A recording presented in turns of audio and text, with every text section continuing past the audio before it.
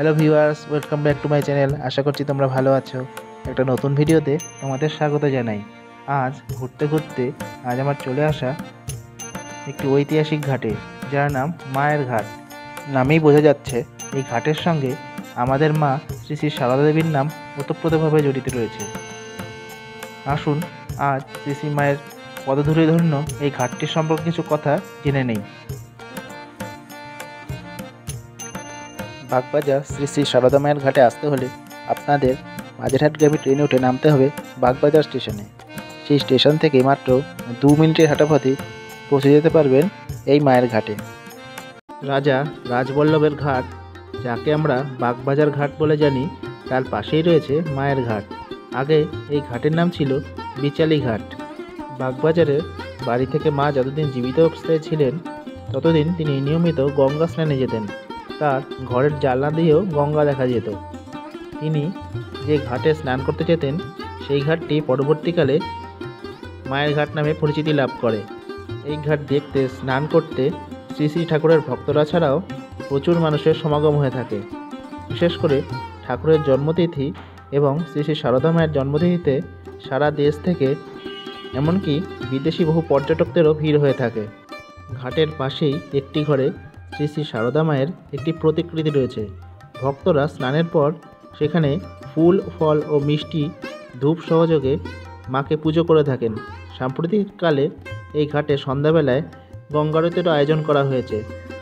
শ্রী শ্রী মা এবং ঠাকুরের স্মৃতি বিজড়িত এই ঘাট শুধু একটি ঘাটই নয়, মানুষের কাছে এর মাহাত্ম্যও কম নয়।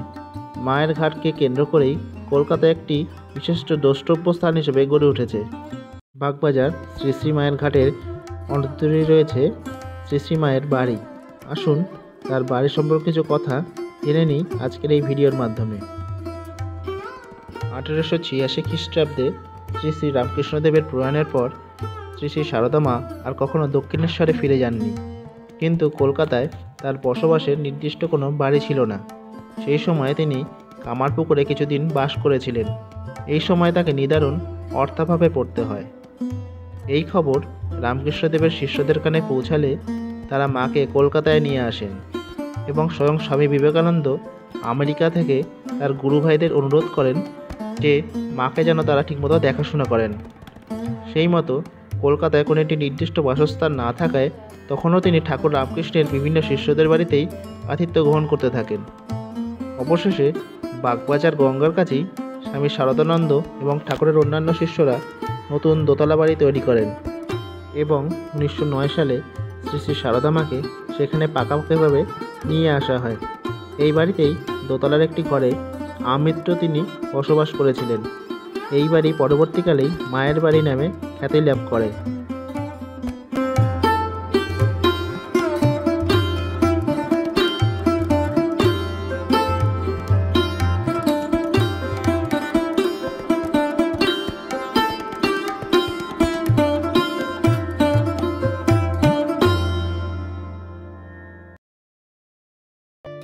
সিঁড়ি দিয়ে দোতলায় উঠেই পড়বে মায়ের মূল ঘরটি।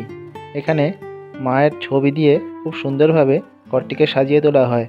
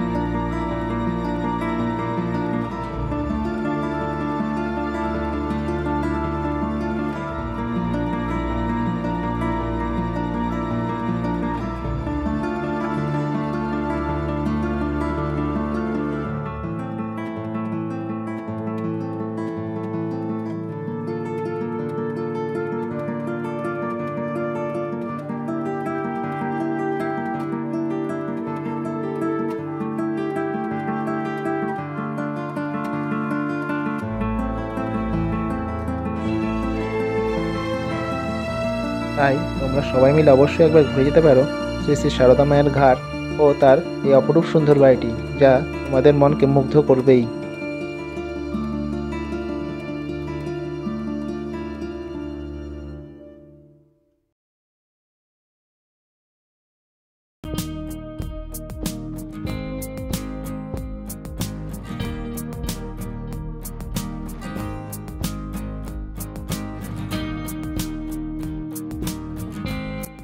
বাগবাজার শ্রী শ্রী মায়ের ঘাট এবং বাড়ি পরিদর্শনের পর তোমরা অবশ্যই একবার বাড়ি ফেরার পথে ঘুরে যেতে পারো প্রখ্যাত নাট্যকার শ্রী গিরিশ ঘোষের বাড়ির থেকে।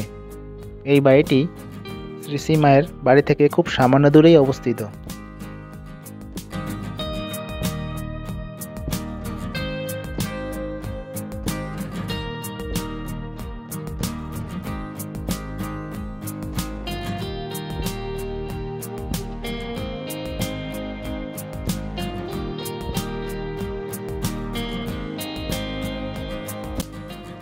ভিডিওটি ভালো লাগলে অবশ্যই লাইক, কমেন্ট এবং চ্যানেলটিকে সাবস্ক্রাইব করে দেবেন।